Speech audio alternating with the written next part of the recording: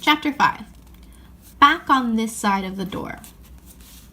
Because the game of hide and seek was still going on, it took Edmund and Lucy some time to find the others. But when at last they were all together, which happened in the long room where the suit of armor was, Lucy burst out. "Peter, Susan, it's all true. Edmund has seen it too. There is a country you can get through the wardrobe. Edmund and I both got in. We met one another in there in the wood. Go on, Edmund. Tell them all about it." "What's all this about, Ed?" said Peter. And now we come to one of the nastiest things in this story. Up to that moment, Edmund had been feeling sick and sulky and annoyed with Lucy for being right, but he hadn't made up his mind what to do. When Peter suddenly asked him the question, he decided all at once to do the meanest and most spiteful thing he could think of.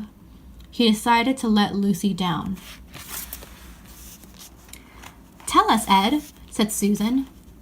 And Edmund gave a very superior look, as if he were far older than Lucy. There was really only a year's difference. And then a little snicker and said, "Oh yes, Lucy and I have been pretending that all her story about a country in the wardrobe was true. Just for fun, of course. There's nothing there, really." Poor Lucy gave Edmund one look and rushed out of the room. Edmund, who was becoming a nastier person every minute, thought that he had scored a great success and went on to say, "There she goes again. What is the matter with her? That's the worst of young kids. They're always—" "Look here," said Peter, turning on him savagely. "Shut up! You've been perfectly beastly to Lou ever since she started this nonsense about the wardrobe, and now you go playing games with her about it and setting her off again. I believe you did it simply out of spite." "But it's all nonsense," said Edmund, very taken aback. "Of course it's all nonsense," said Peter. "That's just the point. Lou was perfectly all right when we left home, but since we've been down here, she seems to be either going queer in the head or else turning into a most frightful liar. But whichever it is, what good do you think you'll do by jeering and nagging at her one day and encouraging her the next?" I thought, said Edmund, but he couldn't think of anything to say. "You didn't think at all," said Peter. "It's just spite. You've always been a little beastly to anyone smaller than yourself. We've seen that at school before now." "Do stop it," said Susan. "It won't make things any better having a row between you two. Let's go and find Lucy." It was not surprising that when they found Lucy a good deal later, everyone could see she had been crying. Nothing they could say to her made any difference. She stuck to her story and said, "I don't care what you think, and I don't care what you say. You can tell the professor, or you can write to Mother, or you can do anything you like. I know I've met a fawn in there, and I wish I'd stayed there and you were all beasts. It was an unpleasant evening. Lucy was miserable, and Edmund was beginning to feel that his plan wasn't working as well as he had expected.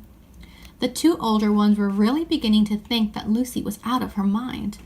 They stood in the passage talking about it in whispers long after she had gone to bed. The result was the next morning they decided that they really would go and tell the whole thing to the professor. "He'll write to Father if he thinks there is really something wrong with Lou," said Peter. "It's getting beyond us." So they went and knocked at the study door, and the professor said, "Come in," and got up and found chairs for them, and he was quite at their disposal. Then he sat listening to them with the tips of his fingers pressed together and never interrupting till they had finished the whole story. After that, he said nothing for quite a long time. Then he cleared his throat and said the last thing either of them expected. "How do you know," he asked, "that your sister's story is not true?" "Oh, but—" began Susan and then stopped. Anyone could see from the old man's face that he was perfectly serious. Then Susan pulled herself together and said, "But Edmund said they had only been pretending."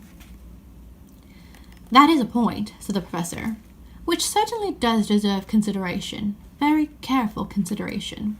For instance, if you'll excuse me for asking the question, does your experience lead you to regard your brother or your sister as the more reliable? I mean, which is the more truthful?" "That's just the funny thing about it, sir," said Peter.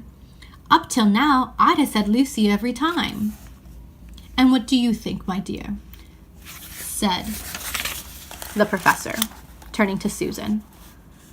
"Well," said Susan, "in general, I'd say the same as Peter. Peter, but this couldn't be true. All this about the wood and the fawn." "That is more than I know," said the professor, "and a charge of lying against someone whom you've always found truthful is a very serious thing indeed." "We were afraid it mightn't be lying," said Susan. "We thought there might be something wrong with Lucy." "Madness, you mean," said the professor quite coolly. "Oh, you can make your mind easy about that. One only has to look at her and talk to her to see that she is not mad." "But then," said Susan and stopped. She had never dreamed that a grown-up would talk like the professor and didn't know what to think. "Logic!" said the professor half to himself. "Why don't they teach logic at these schools? There are only 3 possibilities. Either your sister is telling lies, or she is mad, or she is telling the truth. You know she doesn't tell lies, and it is obvious that she is not mad. For the moment, then, and unless any further evidence turns up, we must assume that she is telling the truth." Susan looked at him very hard and was quite sure from the expression on his face that he was not making fun of them. "But how can it be true, sir?" said Peter. "Why do you say that?" asked the professor. "Well, for one thing," said Peter, "if it was real, why doesn't everyone find this country every time they go to the wardrobe? I mean, there was nothing there when we looked. Even Lucy didn't pretend there was." "What has that got to do with it?" said the professor. "Well, sir, if things are real, they're real all the time." "Are they?" said the professor, and Peter did not know quite what to say. "But there was no time," said Susan. "Lucy had no time to have gone anywhere, even if there was such a place. She came running after us the very moment we were out of the room. It was less than a minute, and she pretended to have been gone away for hours." "That is the very thing that makes her story so likely to be true," said the professor. "If there really is a door in this house that leads to some other world, and I should warn you that this is a very strange house, and even I know very little about it. If, I say, she had gone into another world, I should not be at all surprised to find that the other world has a separate time of its own, so that however long you stayed there, it would never take up any of our time. On the other hand, I don't think many girls of her age would invent that idea for themselves. If she had been pretending, she would have been hidden for a reasonable time before coming out and telling her story." "But do you really mean, sir," said Peter, "that there could be other worlds just all over the place, just round the corner like that?" "Nothing is more probable," said the professor, taking off his spectacles and beginning to polish them while he muttered to himself, "I wonder, what do they teach them at these schools?" "But what are we to do?" said Susan. She felt that the conversation was beginning to get off the point. "My dear young lady," said the professor suddenly, looking up with a very sharp expression at both of them, "there is one plan which no one has yet suggested, which is well worth trying." "What's that?" "We might all try minding our own business," he said, and that was the end of that conversation. After this, things were a good deal better for Lucy. Peter saw to it that Edmund stopped jeering at her, and neither she nor anyone else felt inclined to talk about the wardrobe at all. It had become a rather alarming subject, and so for a time it looked as if all the adventures were coming to an end, but that was not to be. The house of the professors, which even he knew so little about, was so old and famous that people from all over England used to come and ask permission to see over it. It was the sort of house that is mentioned in guidebooks and even in histories, and well it might be, for all manner of stories were told about it, some of them even stranger than the one I'm telling you now. And when parties of sightseers arrived and asked to see the house, the professor always gave them permission, and Mrs. Macready, the housekeeper, showed them around, telling them about the pictures and the armor and the rare books in the library. Mrs. Macready was not fond of children and did not like to be interrupted when she was telling visitors all the things she knew. She had said to Susan and Peter almost on the first morning, along with a good many other instructions, "And please, remember you're to keep out of the way whenever I'm taking a party over the house."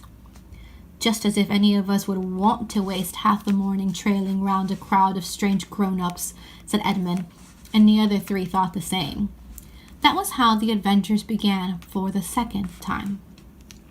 A few mornings later, Peter and Edmund were looking at the suit of armor and wondering if they could take it to bits when the two girls rushed into the room and said, "Look out! Here comes the Macready and a whole gang with her." "Sharp's the word," said Peter, and all four made off through the door at the far end of the room. But when they had got out into the green room and beyond it into the library, they suddenly heard voices ahead of them and realized that Mrs. Macready must be bringing her party of sightseers up the back stairs instead of up the front stairs as they had expected. And after that, whether it was that they had lost their heads, or that Mrs. Macready was trying to catch them, or that some magic in the house had come to life and was chasing them into Narnia, they seemed to find themselves being followed everywhere, until at last Susan said, "Oh, bother those trippers! Here, let's get into the wardrobe room until they've passed. No one will follow us in there."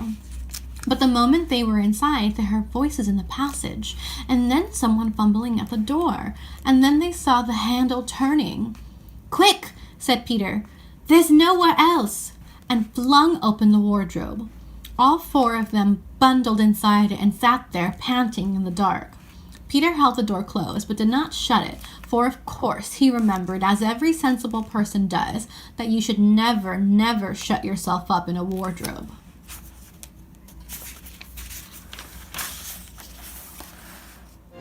All right, Lucy, you've ruined our game of hide and seek. Now why are you so excited? Peter, Susan, it's all true. Edmund has seen it too. Seen what? There is a country you can get to through the wardrobe. Oh, not that again. Edmund and I both got in. We met each other in there, in the wood. Go on, Edmund. Tell them all about it. What's all this about, Ed? Yes, tell us. Oh, well, yes. Lucy and I have been, playing. Pretending that her story about the country and the wardrobe is true. Just for fun, of course. Edmund! There's nothing there, really. But, oh, Edmund! There she goes again. What's the matter with her? That's the worst of young kids. They always Shut up, Edmund! You've been perfectly beastly to Lou ever since she started this nonsense about the wardrobe. And now you go playing games with her about it and setting her off again. I believe you did it simply out of spite. But it's all nonsense! Of course it's all nonsense. That's just the point. Lou was perfectly all right when we left home, but since we've been here she seems to be either going strange in the head or else turning into the most frightful liar. But whichever it is, what good do you think you'll do by jeering and nagging at her one day and encouraging her the next? I thought... You didn't think anything at all. It's just spite. You've always liked being beastly to anyone smaller than yourself. We've seen that at school before now. Oh, do stop it. It won't make things any better having a row between you two. Let's go and find Lucy. No, Susan. It's getting beyond us. I think we should go and tell the whole thing to the professor. If he thinks there is something wrong with Lucy, then he'll write to father and mother. Do you really think we should? I don't think we should. Yes, we should. Come along, Susan. The professor will know what to do.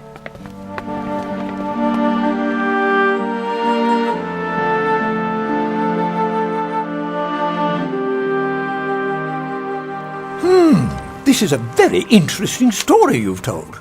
It's Lucy's story, not ours, Professor. We don't know what to do. Allow me to ask a simple question. How do you know that your sister's story is not true? True? Oh, but Professor...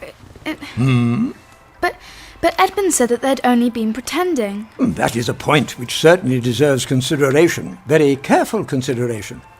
For instance, if you will excuse me for asking the question, does your experience lead you to regard your brother or your sister as the more reliable? I mean, which is the more truthful? That's the funny thing about it, sir. Up till now, I'd have said Lucy every time. And what do you think, my dear? Well, in general, I'd say the same. But this couldn't be true. All this about the wood and the fawn. That is more than I know. And a charge of lying against someone whom you've always found truthful is a very serious thing. A very serious thing indeed. We were afraid it might be something worse than lying. We thought there might be something wrong with Lucy. Madness, you mean? Oh, you can make your minds easy about that. One has only to look at her and talk to her to see that she is not mad. But then... Logic. Why don't they teach logic at these schools? There are only 3 possibilities. Either your sister is telling lies, or she is mad, or she is telling the truth. You know she doesn't tell lies, and it's obvious to me that she is not mad. For the moment, then, and unless any further evidence turns up, we must assume that she is telling the truth.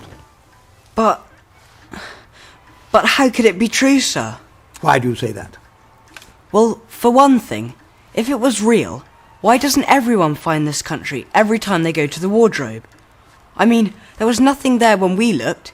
Even Lucy didn't pretend there was. What has that to do with it? Well, sir, if things are real, then they're there all the time. Are they? But there was no time. Lucy had no time to have gone anywhere, even if there was such a place. She came running after us the very moment we were out of the room. It was less than a minute, and she pretended to have been away for hours. That is the very thing that makes her story so likely to be true.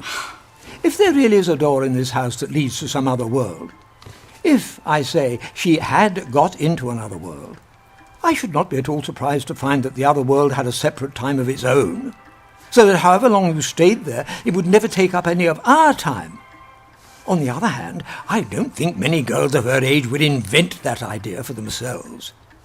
If she has been pretending, she would have hidden for a reasonable time before coming out and telling her story. But you really mean, sir, that there could be other worlds, all over the place, just round the corner, like that? Nothing is more probable. What do they teach you at these schools? But what are we to do?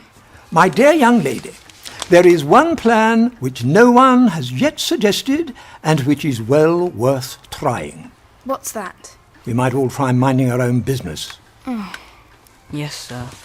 Now, if I may change the subject a moment.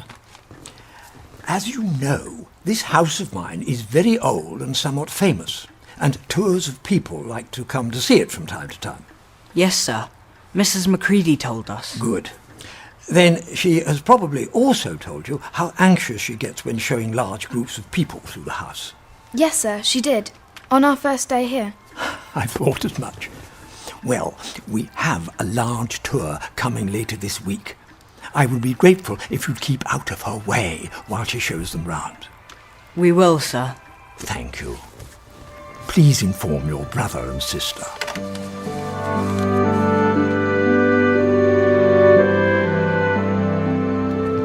What do you think of this suit of armour, Edmund? I think it's very large. Do you think that we could both fit into it? I don't know. Shall we try? Oh, yes. Peter! Edmund! Mrs. Macready's coming with a tour. Oh, no. Let's go through to the green room. Right, hurry up this way. So the 4 of them made off through the door at the far end of the room. But when they had got out into the green room and beyond it into the library, they suddenly heard voices ahead of them and realised that Mrs. Macready must be bringing her tour of sightseers up the back stairs. And over here you'll notice our fine collection of books.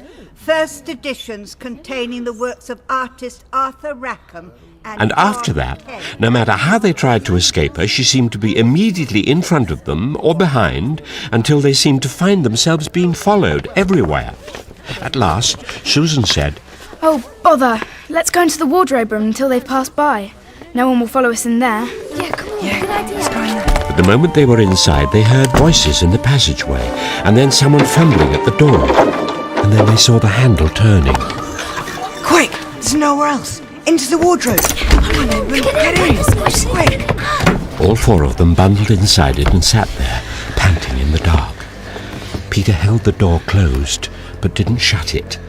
For of course he remembered, as every sensible person does, that you should never shut yourself up in a wardrobe.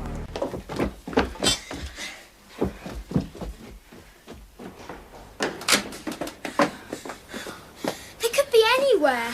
They're still playing hide and seek.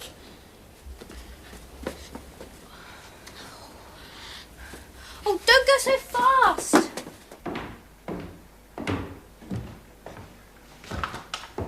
Found you! Your turn. Found the others yet? No. Peter! Susan! What's the matter with you two? It's all true. Edmund has seen it too.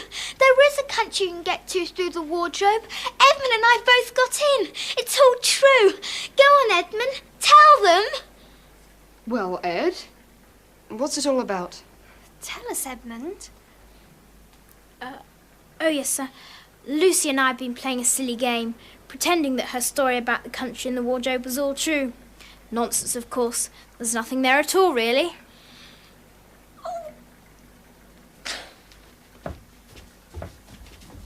What's the matter with her? That's the worst of these young kids. Look here, shut up! First you're perfectly beastly to Lucy about her wardrobe nonsense, but now you go playing games and setting her off again. But it's all rubbish. Of course it is. That's just the point. Lucy was perfectly all right when we left home, but down here, she seems to be going off her head. Or else turn into the most frightful liar. Whichever it is, what good do you think you'll do by jeering and nagging at her 1 minute and then encouraging her the next? But I thought that... You didn't think at all. It was just spite. Do stop. It's not going to make things any better having a row between you two. Let's go to find Lucy. I don't care what you think, and I don't care what you say. You can tell the professor, or you can write to Mother. You can do anything you like. I know I've been in there, and I know I've met a fawn. And I wish I'd stayed there. It was much nicer there with him than it is here with you.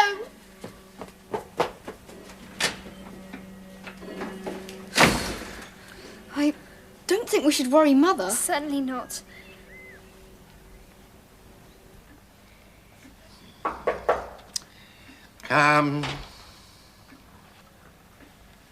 Well, how nice. Peter and Susan. We don't mean to interrupt. Oh, I'm always, I'm afraid, absolutely delighted to be interrupted. If one were never interrupted, life would be nothing but work and study. No fun at all. I am at your disposal. Pull up some chairs.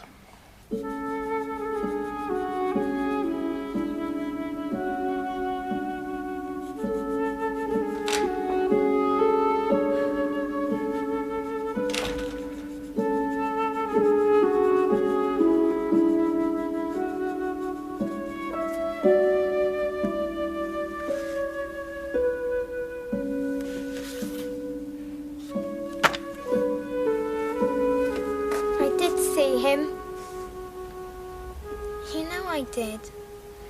And so he wondered if he could advise us. Because we don't know what to do. How do you know your sister's story is not true? But Edmund said they'd only been pretending. Oh, that is a point which certainly needs consideration, very serious consideration. But if you'll excuse my asking the question, does your experience lead you to regard your brother or your sister as the more reliable? I mean, which is the more truthful? Well, that's just the funny thing, sir. Up to now, I'd have said Lucy every time. In general, I'd say the same as Peter. But, well, this couldn't be true. A magic country, and a wood, and a fawn. Well, that is more than I know. But a charge of lying against somebody you have always found truthful is a very serious thing indeed. We were afraid it mightn't even be lying. We thought there must be something wrong with her. Madness, you mean? Oh, you make your minds easy about that. One only has to look at her and talk to her to know that she is not mad. But then... Oh, logic. Why don't they teach logic at these schools? There are only 3 possibilities. Either your sister is 1, telling lies, or 2, she is mad, or 3, she is telling the truth. 1, you say that your sister never lies. 2, it is perfectly obvious she is not mad. So for the moment, until any further evidence turns up, we must assume 3. She is telling the truth. But how could it be true, sir? Why do you say that? Well, for one thing, if it was real, why doesn't everybody find this country every time they look into the wardrobe? When we looked, there was nothing there. Even Lucy didn't pretend there was. What has that to do with it? Sir, if things are real, they are there all the time. Ah, eh? But Lucy had no time to have gone anywhere. Even if there was such a place. She came running after us the moment we were out of the room. It was less than a minute, but she pretended she'd been away for hours. That is the very thing which makes her story most likely to be true. If there really is a door in this house that leads to some other world, I must warn you, this is a very strange house. Even I know very little about it. I would not be at all surprised if that other world had a time of its own. However long you stayed there, it would never take up any of our time. And I don't think many girls of Lucy's age would invent such an idea themselves. You mean there really could be other worlds? All over the place? Well, nothing is more probable. Oh, I wonder what they do teach them at these schools. But what are we to do? My dear young lady, there is one plan which no one yet has suggested, which is well worth trying. What's that? We might all try minding our own business.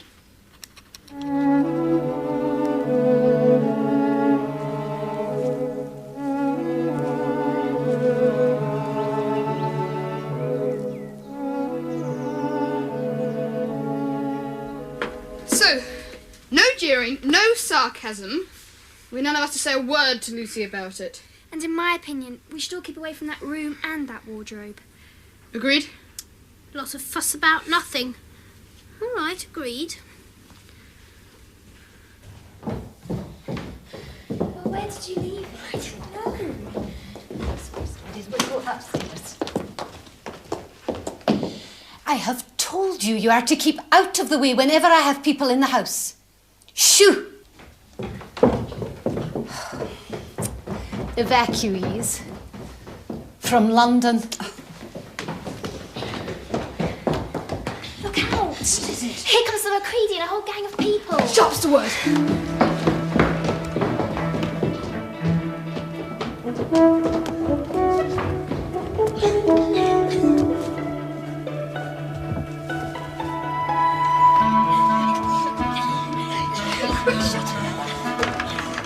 It's no good.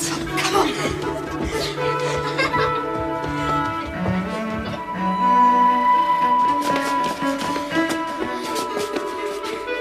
Watch your step, Hugh.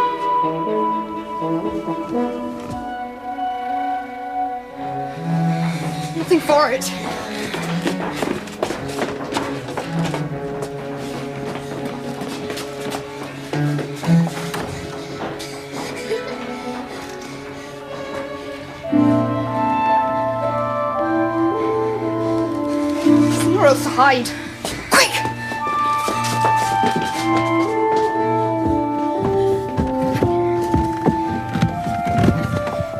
Never shut yourself in a wardrobe, stupid.